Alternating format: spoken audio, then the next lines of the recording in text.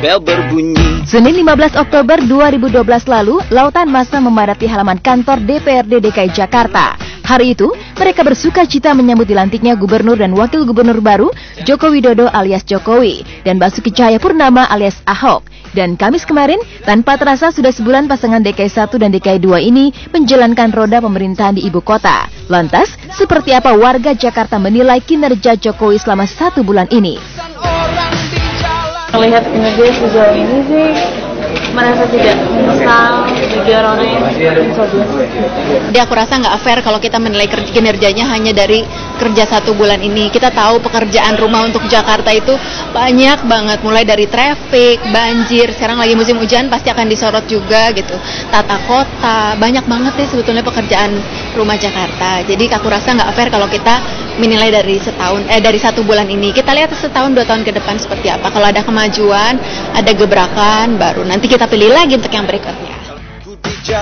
Kebetulan sebulan masa pemerintahan Jokowi Ahok jatuh bertepatan dengan hari libur memperingati Tahun Baru Islam 1 Muharram 1433 Hijriah. Tapi seperti biasa, di hari libur nasional ini, Jokowi tidak lantas bersantai ria bersama keluarga di rumah atau menikmati liburan keluar kota, sebagaimana kebiasaan warga ibu kota termasuk para pegawai negeri sipil. Sebaliknya, mengisi hari libur panjang di akhir pekan ini, Jokowi tetap bekerja. Setelah menghadiri sholat memperingati Tahun Baru 1 Muharram 1433 Hijriah di Masjid Sunda Kelapa, Jokowi menyingsingkan lengan dan mengikuti kegiatan menanam 1000 pohon di area Masjid Sunda Kelapa.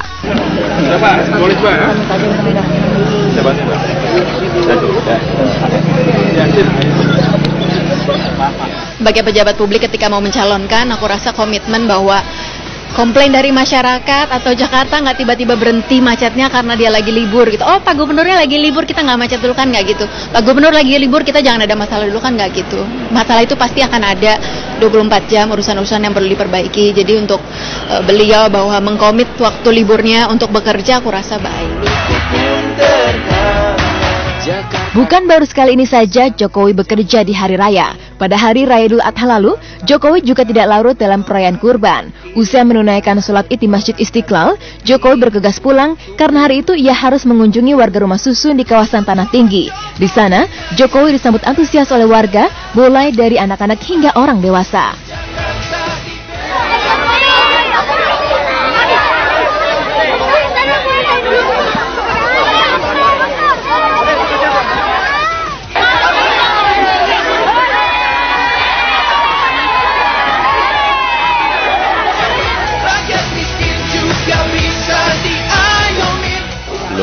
Saya 7 tahun jadi wali kota, tiap hari juga seperti itu. Tiap hari ke kampung, tiap hari ke bantaran sungai, tiap hari ke kanan kiri, tiap hari. Kalau sekarang seperti ya memang ini makanan sehari-hari saya seperti itu. Tapi gini, yang paling penting kalau ketemu masyarakat di bantaran sungai, ketemu masyarakat di kampung ya, kita bisa mendengar apa keluhan mereka, bisa melihat persoalan lapangan, bisa melihat problem-problem yang ada di lapangan, yang paling penting itu. Dia kan sebetulnya wakilnya kita, dibayar juga dari uang kita, dari uang pajak kita gitu. Kalau misalnya dia merasa bahwa saya di atas rakyat nih gitu, nggak salah ya, lupa dari mana dia berada gitu. Jadi kalau turun langsung melihat warga, menganggap bahwa kita ini sama, punya suara yang perlu didengar, aku rasa bagus.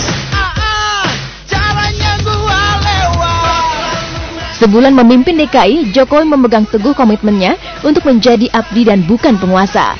Melihat kenyataan, mendengar keluhan dan aspirasi warga, lalu membuat keputusan di lapangan, itulah gaya kepemimpinan Jokowi. Ia ingin memotong jalur birokrasi yang panjang dan berbelit-belit, sehingga bergerak lamban meski untuk menyelesaikan persoalan sederhana sekalipun.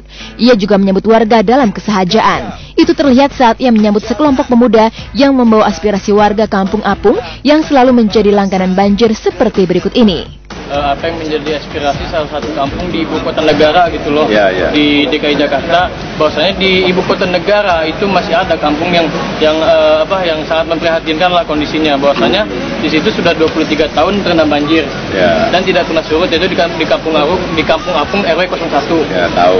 Iya. Saya udah ke sana kok. Halo, Pak Buran, banget ini. Yang Kampung Apung. Kampung Apung ada itu apa, di situ ada yang pompa untuk ditaruh di sana, enggak besok pagi bisa ada yang portable Pak. Ada. Ya, langsung ditaruh aja di sana, besok saya ke sana. Enggak pagi siang lah. Ya. Jokowi sadar betul bahwa persoalan Jakarta pelik, maka ia tidak bisa bekerja sendiri. Ia menggandeng para pimpinan kota-kota satelit Jakarta seperti Bogor, Bekasi, serta Tangerang.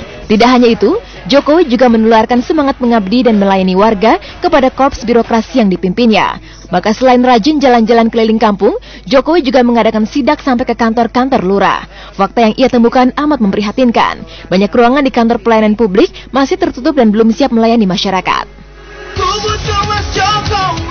Dan doa saya adalah semoga itu bisa terus dilanjutkan sampai kapanpun, karena memang kita lah, misalnya kita sebagai pekerja ketika kita 5 tahun bekerja tidak diawasi, tidak ditegur, tidak diapa segala macam, walaupun kita tahu tracknya di situ, tapi pasti akan melewat juga gitu kan, karena ya memang ya pasti seperti itu. Bagus dong gubernur turun langsung, nggak hanya sekedar terima laporan dari bawahan aja kan, atau dari orang kepercayaan, karena kan dia perlu lihat langsung di lapangan seperti apa kondisinya, perlu lihat langsung ke kantor camat bahwa camatnya nggak ada jam 8 pagi kayak gitu kan. Perlu banget turun langsung, ketemu masyarakat juga, komplainnya mereka apa gitu. Dalam kurun waktu 1 bulan pertama ini, begitu sudah banyak terobosan yang dilakukan Jokowi. Hasil kerjanya mungkin belum begitu terasa. Masih banyak pekerjaan besar yang harus diselesaikan, terutama persoalan macet yang semakin hari semakin menyisakan dada warga ibu kota. Harus optimis. Kalau misalnya kita sebagai masyarakat yang juga nggak optimis, apapun yang dilakukan sama pemimpin kita tidak akan pernah berjalan dengan baik, karena ketika kita pesimis, apalah ini Google paling gini doang, kita juga nggak lanjut. Mau dikomplek, what kronis gitu. Tapi kita harus optimis lah, itu bisa diselesaikan.